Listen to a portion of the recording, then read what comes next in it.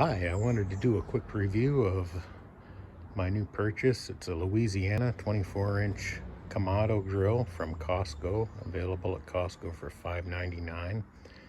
It's a 24-inch grill, and I'd like to run down a few things I've found on it, pros and cons. All in all, I think it's a fantastic buy at $5.99. The thing I like most about this grill is the back hinge. It's a very high quality hinge, as you can see.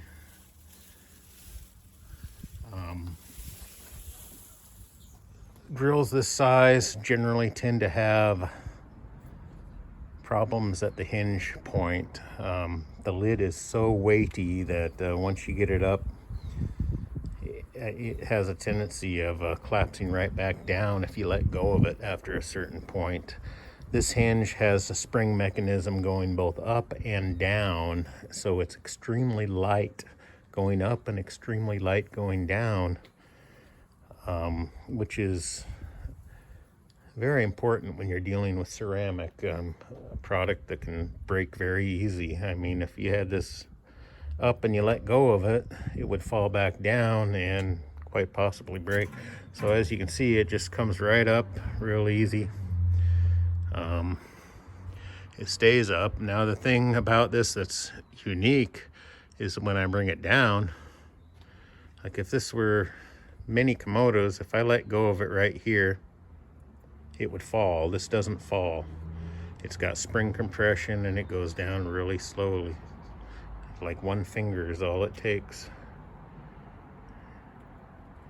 and it stays up all the way until you push it down. And then the locking mechanism, or the latching mechanism here, is two large magnets, and when it gets to a certain point, those magnets grab each other and it seals it. I mean, you can see right here how the seal is very compressed, and it provides a really strong seal.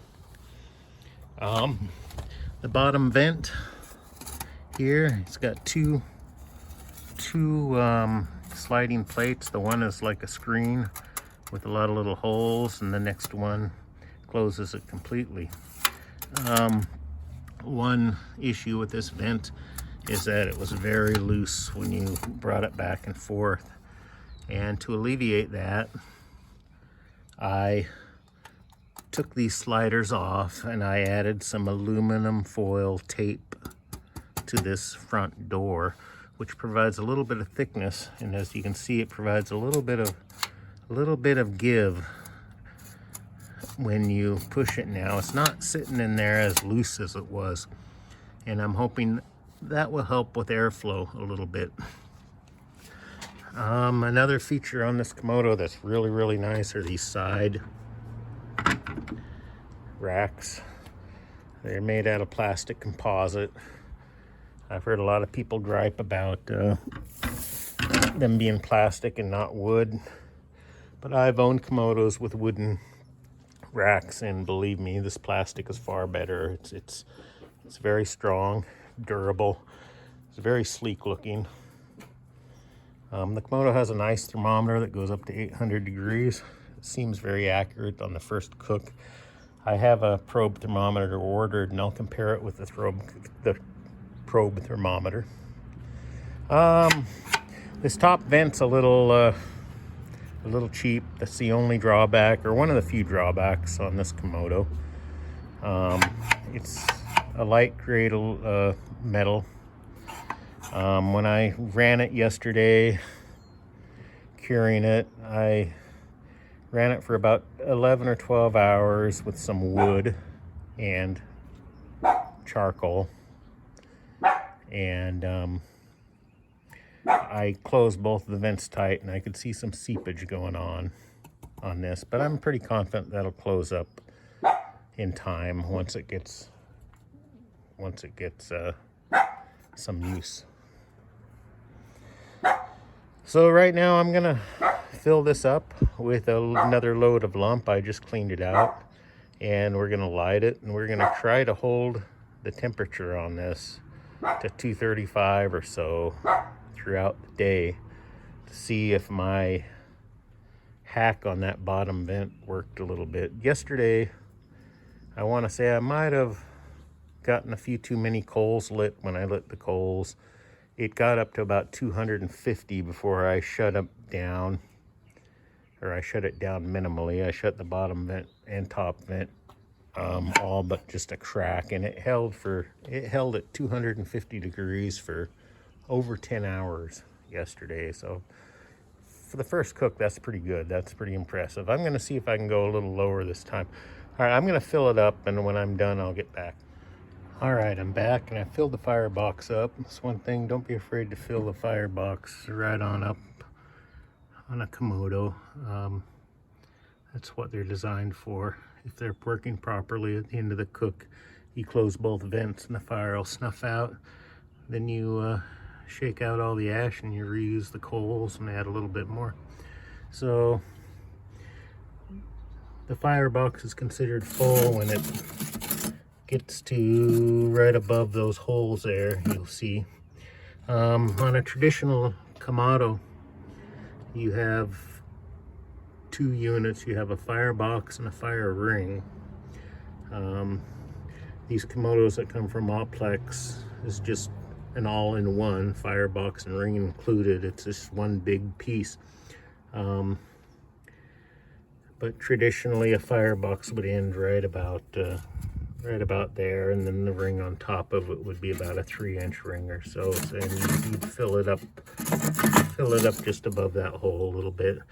And I generally just use a piece of paper towel or cotton soaked in olive oil or something like that to start my fire. I have a lighter. I have a fire cube today that I'm going to use. This is like, I don't know, a third of a piece of a matchlight fire cube, and I'm going to try to dig that down in there a little bit. Light it. There it goes. I'll put a few pieces on top of it.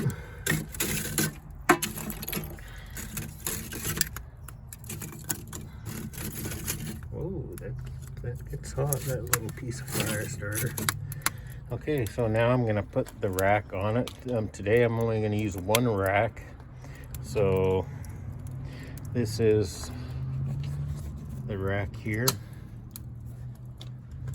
It's a double rack. You got the first rack on the bottom, which is about 20.5 inches. Second rack on top is about 20 inches in diameter.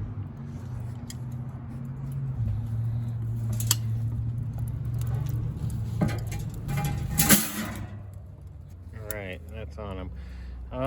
When I cook later today, this is mainly for testing, and I will cook something later this afternoon, but I'm going to run it.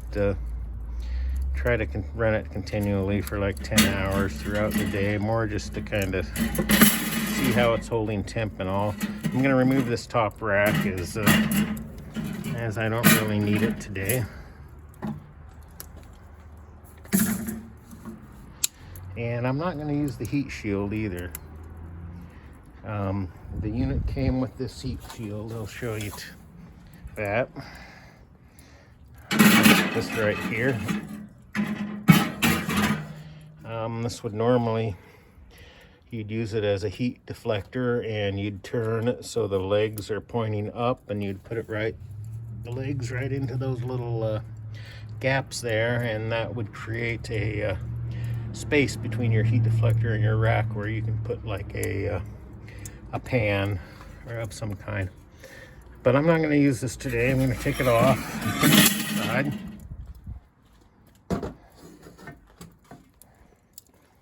I'm going to get this closed up because the fire is already getting, I think even that small piece of fire starter might have been a bit much.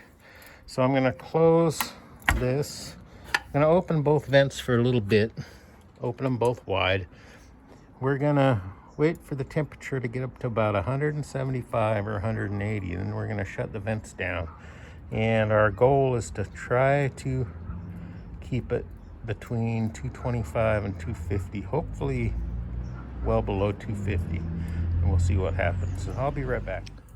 Okay, we're back, and less than 20 minutes has gone by. I'm thinking maybe 15, if that.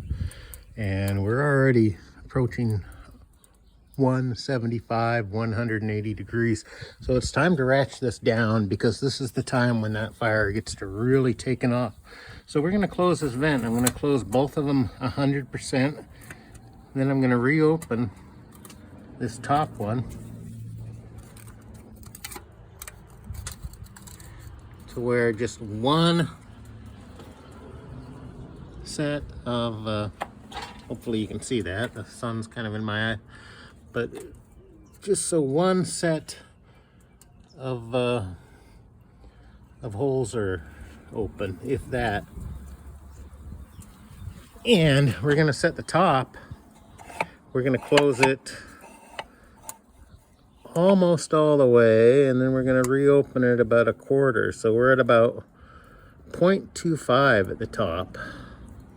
Just enough to let a little air in. And we'll see how it holds. Hopefully it will hold at about 240. All right, about a half hour's gone by, and we're gonna take a look and see how it's going. All right, we're at about 230 degrees, it looks like, which is a little bit higher than what I was shooting for, honestly. But not bad. 230 is not bad at all. So I'm gonna try to close this down just a little bit more. And so that's like a half a dot showing or so. If you look at it, just a crack. I think it's really important to keep the top vent open somewhat when you're smoking on a Kamado. I think it's more important than the bottom vent. I think that airflow, smoke flows upward, and if the top chimney is completely closed because you're trying to chase temperatures, your food's not going to get smoked at all. And so that's why I think I have this top vent opened at about a half, and as you can see, smoke's coming out of it. I'd rather choke it from the bottom and keep it low from the bottom. So we closed it a little bit more. I'm gonna come back and check it in 20 minutes, and hopefully it doesn't go up any more than this. As 230, I can live with on a smoke. That's a pretty decent temperature for a smoke. I mean, I usually smoke at 275 or 260, so if I can hold this at 230, that would be fantastic. All right, I'll be back in about a half hour, and we'll check it and see where we're at.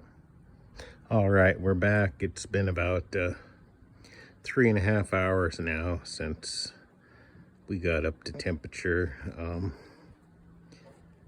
It has climbed up to about 250, it looks like, which is not bad considering it's about 90 out here and it's baking in the sun, which I'm sure isn't helping much. I'm still fairly confident that this cooker will hold 225 once it gets properly sealed up with some gook after a few cooks. I think the important thing is not to chase temps when it climbs higher than you want, because in reality, doing a smoke at 230 versus 250, it's very little difference at all. And I see a lot of people closing their vents up entirely, like closing their top vent completely to try to chase the temps, and all that does is prevent the smoker from smoking the meat as the air's not circulating.